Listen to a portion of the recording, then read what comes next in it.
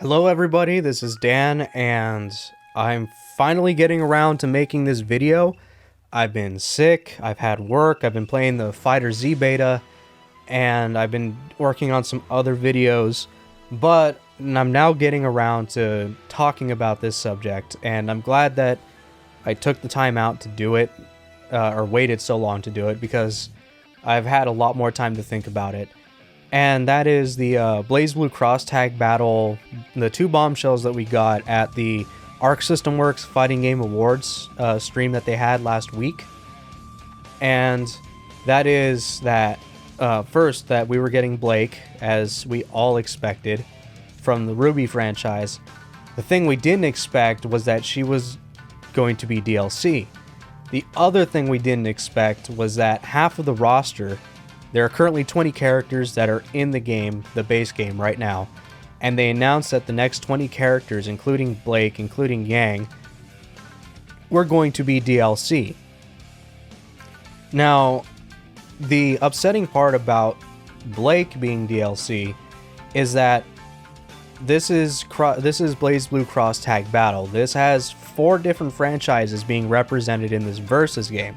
We have Ruby, we have Persona 4 Arena, we have Under Night in Birth, and then we have Blazblue. And you would think that in the base game, we would at least have the full 4 characters that make up the show's name, Ruby, in the base game. So we're missing the B part, but we have the Ru part, is what I'm trying to say. That's a little bit upsetting, considering as well that we got a small snippet of gameplay from her at that event before she was announced as DLC, which means that she's most likely done or mostly done. And I don't know about Yang, I don't know if they've done any progress on her, but if anybody was going to be DLC, I would expect probably Yang, if they haven't been able to get to her yet, or they just started work on her like last month or something. It's very upsetting that we don't have one franchise with the full representation of the 4 girls that are the main characters of that franchise. And especially considering the fact that Blazblue is probably going to take up a majority of representation. We already have, I believe it's 6 characters from, or it's mostly Blazblue characters. I know that there's a bigger amount of Blazblue characters, probably, what is it, something, I think it's like 10. And then Uniel and Persona have 4 each, and then Ruby has 2. So it's, it's already, off balance with the representation. The other problem is that the half of the roster was announced. It's going to be 40 full when you get the DLC involved. But half of it, 20 characters, is DLC. The issue that I take with this is that no amount of work that they're doing on these characters outside of the Ruby cast warrant a $20 DLC. And what I mean by that is that from Uniel, from Blazblue, and from Persona, we are using the sprites from those games. It's an asset dump game. The only new stuff that is being put into the game is the new mechanics, balancing the characters so that they work in the game, new stages, and new artwork. So they're not using any, they're using all the original music from the games. And same thing with Ruby, they're using the music from the multiple volumes. The issue is that the only work they really have to do is, first off, the artwork for the characters. They have to balance each of the characters. And I read or heard something about them having to do some sprite artwork, or some sprite work. Like, they had to touch up some sprites and animations from a lot of the other characters that have finished sprites, just so that because they looked out of place or something like that.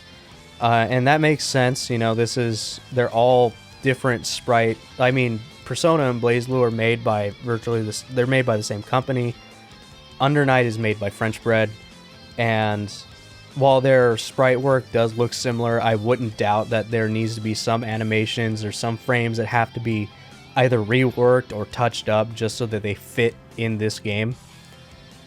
The problem with that is that with these 20 characters, even if it equates to 1,000 or 2,000 frames of animation that they might have to fix, because Blazblue, and I don't know about Persona 4 Arena, I think it might be with Arena as well, characters on average will have something like 700, 800 frames, and then some of them have like 900 to 1200, I believe. I think 1200 might be a little bit too much, but at least 1000 for some of the characters with many animations. And I could understand that they might have a lot of frames that they have to touch up and fix. The problem is that they've been working on this game for a while now. I believe they've been working on it for like a year, or at least over a year. They've had to have been working on it for at least a year by now, a year, maybe 2 years. And that amount of sprite work can be done within that amount of time. And considering the amount of artists that are the sprite artists that are probably still at Arc System Works, as they're one of the only ones that probably employ these people, I can see them being able to put these out within a year. I mean, the Central Fiction came out and they had both S and why am I always forgetting? I'm always forgetting the other character's name. They had 3 characters. They had 3 DLCs, 4 with Jubei. But they had 3 DLCs on launch, and those characters were already done. So, and the Central Fiction came out a couple of years or so. 3 years, I want to say. I can't remember the time frame between Chrono Phantasma and Central Fiction. All that work that's being done outside of the main 4 Ruby characters that need to be done, those characters are going to take a little while to make. But I believe that these characters, mostly done, not that many frames of animation that need to be touched up, and it doesn't warrant them all being DLC. Now, it's a little less worse when you think about the fact that the game is going to cost probably less than full price. I hope it's $30 at least, and that the DLC is $20 or $30, because if it's a full price game and you're paying like $20 or something for the 20 characters, that's not going to go very well for Arc System Works. And I've defended a lot of their DLC stuff. I've bought every version of Blazblue, every version of Guilty Gear Xrd, and I bought all their DLC because, well, all the ones that weren't free.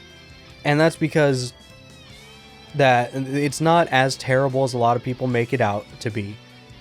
You know, you usually get a free version, a free update to one of the BlazBlue games, and they come out with another version that's less than full price. It'll be like $40. And, you know, yes, they do have some DLC, but the DLC usually is included with that extend version. And I bought every version of it just because I legitimately like the game.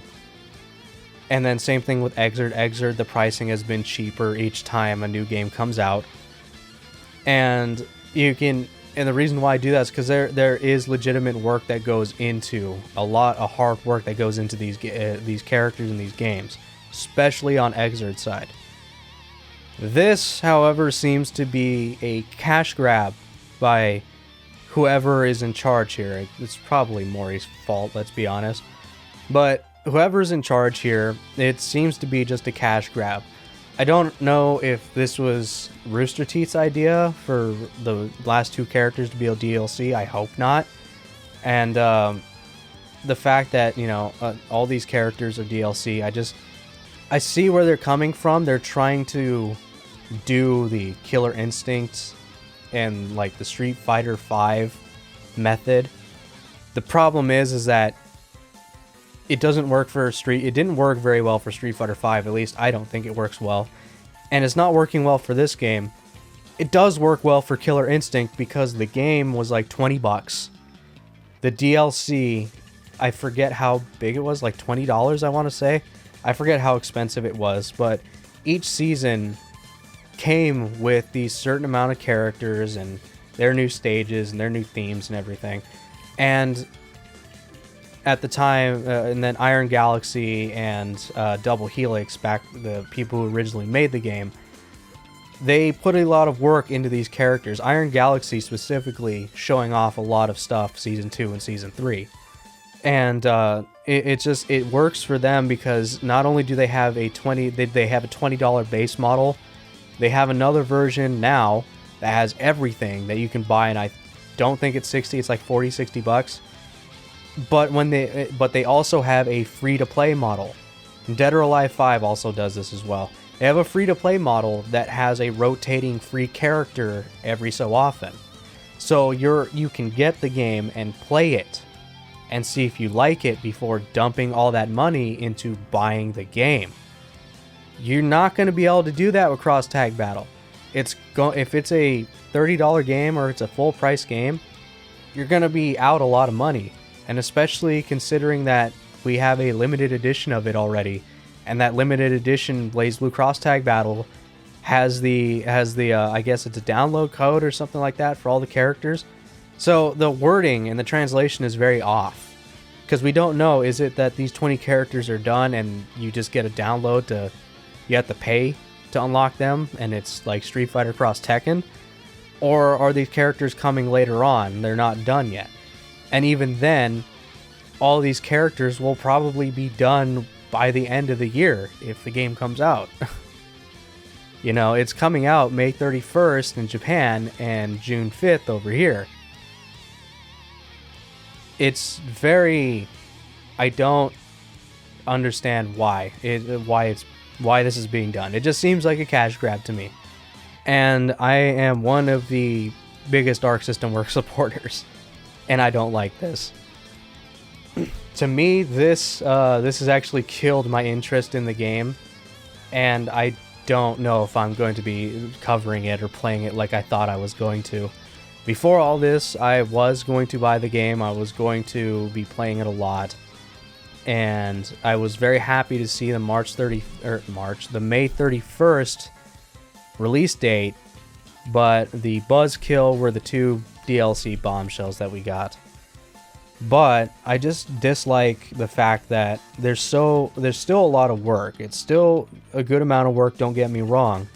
It's just that it's very scummy the way that they're handling it by taking these characters that are assets. It's an asset dump game. And even though they have to touch up or whatever, they're taking half of the roster and they're setting that aside as DLC. Especially when they said at EVO Japan, the full roster of characters, the full 20 characters that are in the game already, are fully playable. Those characters are already done. And we've seen those characters for what seems like months now. So what I want to know is, where has all the work been going? Because more than likely, all those characters that we've seen were done probably around August.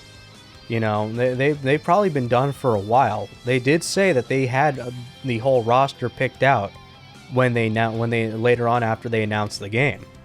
So they've had all this time, and however much time has been spent working on this game, they've had this time to pick out the roster, and they have all the assets that they need. They're just touching up and maybe making some new stages and stuff. Now, if the 20 characters, if some of them are returning characters and they have a bunch of new characters, I can understand that. But I don't understand the returning characters being part of that. Delay the game. Delay it and put out the finished characters, the characters that are mostly done. Finish them up and then release the game later. It doesn't have to be at EVO, you guys. If it's a good enough game, it'll make it to EVO next year. It'll make it to all the majors next year if it is a good, solid game. You know, delay it, get more stuff into the game, give us an EVO build that has more characters, that has the full Ruby cast, that has Ruby, Weiss, Blake, and gang. And then when the game actually does come out, say that you have 20 characters that are DLC, or 15 or 10, and say that they're new characters. They're characters that are built from the ground up. You know, Team Juniper or Team Coffee or whatever from Ruby, and then you know that would be fine if you were going to add, you know, another team from Ruby or something like that. If you had 8 characters and those were like the 2 teams I just mentioned from Ruby, or you know, have a mix between some of them. You know, here's some characters from these franchises that we didn't include at first, you know. I don't know, you could do 2 characters from Persona, 2 characters from Uniel, 2 characters from Blazblue, and then 4 characters from Ruby. 10 characters DLC. I wouldn't mind that. But 20 characters, come on. And it's going to be bad if they're all returning characters. I know 2 of them are Blake and Yang, so that means 18 possible characters that we don't know who they are. I'm just hoping that they're not... I'm just hoping there's some other characters that are new. That's all I'm hoping for. But with Ruby and how many teams that there are that they have to choose from, it's not going to equal 20. They do not have... Well, I mean, if you take all the side characters and stuff, yes, but the characters that everybody cares about, there's only like 10 of them, 12 of them. So the problem is most of these are probably going to be reused assets from other games that either aren't touched up yet or are finished, and they just set them aside for DLC. It's upsetting, but you know, if you want to get the game, that's cool. I'm not going to rag on anybody for doing it. I'm just not going to get it unless they fix this. And like I said, I'm starting to rant now. I'm starting to go off and talk about a lot of nothing. So I'm going to end it there.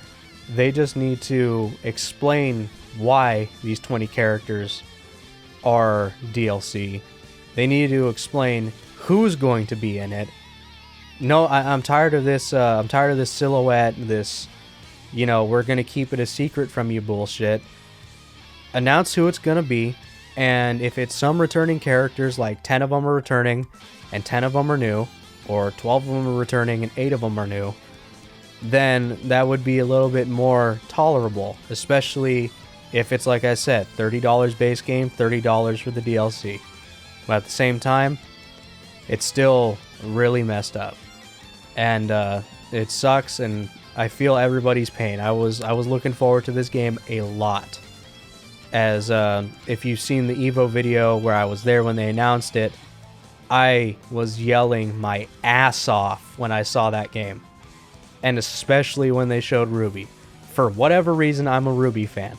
I still have a functioning brain, but I like Ruby. I'm too far invested into it by now. I can't drop out. I can't drop out now. Probably going to get a lot of hate from Ruby fans, but you know that the series is not very well written. And on that note, I'm ending the video. Take care, everyone.